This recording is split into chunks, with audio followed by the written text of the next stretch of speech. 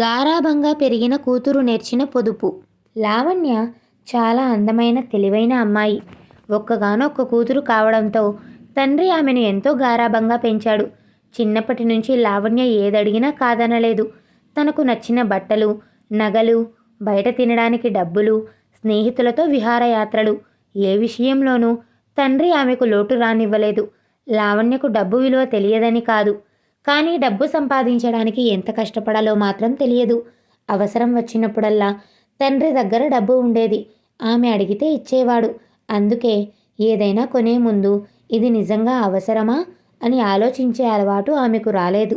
చుట్టుపక్కల వాళ్ళు కూడా లావణ్యను చూసి ఆశ్చర్యపోయేవారు. ఇంత గారాబంగా పెరిగిన అమ్మాయి రేపు అత్తింట్లో ఎలా ఉంటుంది, అక్కడ పరిస్థితులు అనుకున్నట్లుగా లేకపోతే ఎలా తట్టుకుంటుంది అని అడిగేవారు. ఆ మాటలు విన్నప్పుడల్లా లావణ్య తండ్రి నవ్వుతూ, నా కూతురికి కష్టం రానివ్వను, చాలా మంచి సంబంధం చూసి పెళ్లి చేస్తాను, జీవితాంతం సుఖంగా ఉండేలా చూస్తాను అనేవాడు. అలా లావణ్యకు సంబంధాలు చూడడం మొదలైంది. ఒకరోజు అనిరుద్ధ్ అనే యువకుడు సంబంధం వచ్చింది. అనిరుద్ధ్ చాలా మంచివాడు. అతని కుటుంబం కూడా బాగా స్థితిమంతులని అందరూ చెప్పారు. పట్టణంలో పెద్ద ఇల్లు ఉందని, వ్యాపారం ఉందని, ఆస్తులు కూడా బాగానే ఉన్నాయని చెప్పారు.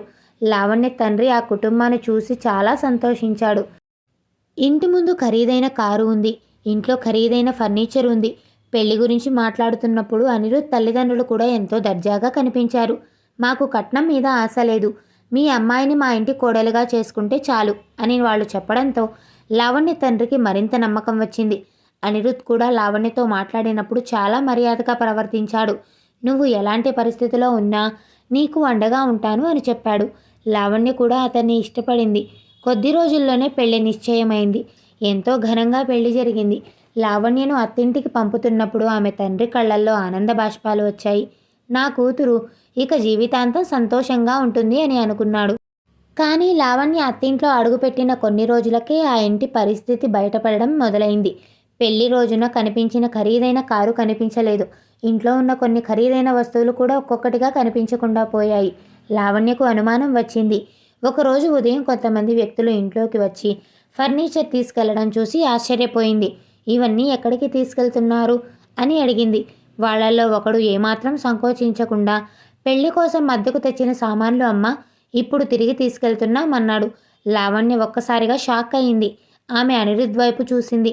అతను తలదించుకున్నాడు. పెళ్లి రోజు కనిపించిన కారు కూడా అద్దెదే, ఇంట్లో కనిపించిన ఖరీదైన ఫర్నిచర్ కూడా అద్దెదే. వాళ్ళు గొప్ప కుటుంబంలా కనిపించడానికి చేసిన ఏర్పాట్లన్నీ ఒక్కొక్కటిగా బయటపడుతున్నాయి. లావణ్య గుండెల్లో కోపం ఉప్పొంగింది. నన్ను ఎందుకు మోసం చేశారు? మీ అసలు పరిస్థితి ముందే చెప్పుంటే నా జీవితంపై నిర్ణయం తీసుకునే హక్కు నాకు ఉండేది కదా అని అనిరుద్ధ్ను నిలదీసింది. అనిరుద్ధ్ చాలాసేపు మౌనంగా ఉన్నాడు. చివరకు లావణ్య ముందు కూర్చుని నెమ్మదిగా మాట్లాడడం మొదలుపెట్టాడు. లావణ్య, నేను నీకు ఒక నిజం చెప్పాలి, కానీ ఆ నిజం చెప్పడానికి నాకు చాలా ధైర్యం కావాలి. లావణ్య కోపంగా చూసింది. ఇంకా ఏ నిజం దాచావు? అనిరుద్ధ్ కళ్ళల్లో నీళ్లు తిరిగాయి. నేను నిన్ను చాలా కాలం నుంచి ప్రేమిస్తున్నాను. లావణ్య ఒక్కసారిగా నిశ్శబ్దంగా మారింది. నిన్ను చూసినప్పటి నుంచే నాకు నువ్వంటే ఇష్టం, కానీ మా కుటుంబం పరిస్థితి నాకు తెలుసు. మేము పేదవాళ్ళం. నీ తండ్రి నిన్ను ఎంతో గారాబంగా పెంచాడని, నీకు మంచి స్థితిలో ఉన్న సంబంధం చూస్తున్నాడని నాకు తెలుసు. నేను నిజం చెబితే నువ్వు నన్ను పెళ్లి చేసుకోవని భయపడ్డాను. మా వాళ్ళు కూడా నువ్వు మమ్మల్ని తిరస్కరిస్తావని భయపడ్డారు. అందుకే ఈ అబద్ధం చేశాం. నిన్ను డబ్బు కోసం పెళ్లి చేసుకోలేదు లావణ్య. నిన్ను కోల్పోతాననే భయంతో నిన్ను మోసం చేశాను. అది తప్పే, నన్ను క్షమించు. లావణ్యకు అతని మాటలు విని కోపం తగ్గలేదు. ఎందుకంటే ప్రేమ నిజమైనదైనా నిజం దాచడం తప్పే. నన్ను ప్రేమించావని ఇప్పుడు చెబుతున్నావు, కానీ నా జీవితంపై నిర్ణయం తీసుకునే అవకాశం మాత్రం నాకు ఇవ్వలేదు. నీ ప్రేమ నిజమైనదే కావచ్చు, కానీ నువ్వు చేసిన పని మాత్రం నన్ను జీవితాంతం బాధ పెట్టే పని అని చెప్పింది. అనిరుద్ధ్ తలదించుకున్నాడు. ఆ రోజు తర్వాత లావణ్య చాలా మారిపోయింది. పుట్టింట్లో పెరిగినట్టుగా ఇక్కడ ఏది కావాలంటే అది కొనలేకపోయింది. ఇంట్లో డబ్బు పరిస్థితి చూసుకొని ఖర్చు చేయాల్సి వచ్చింది. ఒకసారి కూరగాయలు కొనడానికి వెళ్ళిన తనకు నచ్చిన కొన్ని వస్తువులు కూడా తీసుకుంది. ఇంటికి వచ్చాక అత్తగారు బిల్లు చూసి బాధపడ్డారు. లావణ్య, ఇవన్నీ అవసరమా? మన దగ్గర డబ్బు చాలా పరిమితంగా ఉంది అన్నారు. లావణ్యకు మొదట కోపం వచ్చింది. ఇంత చిన్న ఖర్చుకే ఎందుకు ఇంత ఆలోచిస్తున్నారు అనిపించింది. కానీ ఆ రాత్రి మాత్రం ఆమెకు నిద్ర రాలేదు. పుట్టింట్లో తండ్రి తన కోసం ఖర్చు చేసిన ప్రతి రూపాయి గుర్తొచ్చింది. ఆ డబ్బు వెనుక తండ్రి ఎంత కష్టపడ్డాడో ఎప్పుడైనా ఆలోచించిందా? తనకు కావాలని అనిపించిన ప్రతిదీ కొనిపెట్టినప్పుడు తండ్రి ఆ డబ్బు ఎలా సంపాదించాడో ఒక్కసారి అయినా అడిగిందా? ఆమె కళ్ళల్లో నీళ్లు వచ్చాయి. నేను సుఖాన్ని మాత్రమే చూశాను, ఆ సుఖం వెనుక ఉన్న కష్టాన్ని మాత్రం ఎప్పుడూ చూడలేదు అని మొదటిసారి అనుకుంది. ఆ రోజు నుంచి లావణ్య తన జీవితాన్ని మార్చుకోవాలని నిర్ణయించుకుంది. ఇంట్లో ఎంత డబ్బు వస్తోంది, ఎంత ఖర్చు అవుతోంది అన్నది తెలుసుకోవడం మొదలుపెట్టింది. అవసరమైనవి, అవసరం లేనివి అని వేరు చేసింది. బయట తినడం తగ్గించింది. అనవసరమైన కొనుగోళ్లు ఆపింది. ఇంట్లో మిగిలిపోయే ఆహారాన్ని కూడా వృధా కాకుండా చూసింది. కూరగాయలు కొనే ముందు ఇంట్లో ఏముందో చూసేది. కరెంటు, నీళ్లు వృధా కాకుండా జాగ్రత్త పడేది. మొదట అనిరుద్ధ్కు కూడా ఈ మార్పు ఆశ్చర్యంగా అనిపించింది. నువ్వు ఇంతగా మారిపోయావేంటి అని అడిగాడు. లావణ్య చిరునవ్వుతో చెప్పింది, నాకు ఇప్పుడే కష్టం విలువ తెలిసింది అనిరుద్. మన దగ్గర ఉన్నది ఎంత అని కాదు, అది ఎంత కష్టపడి సంపాదించామో తెలుసుకోవడం ముఖ్యం. ఆమె ప్రతిరోజు ఖర్చులను ఒక పుస్తకంలో రాయడం మొదలుపెట్టింది. నెల చివరికి ఎంత డబ్బు మిగిలిందో చూసేది. మిగిలిన డబ్బులో కొంత మొత్తాన్ని తప్పకుండా పక్కన పెట్టేది. ఎంత చిన్న మొత్తమైనా సరే రేపటి కోసం దాచాలి అనేది ఆమె నియమం.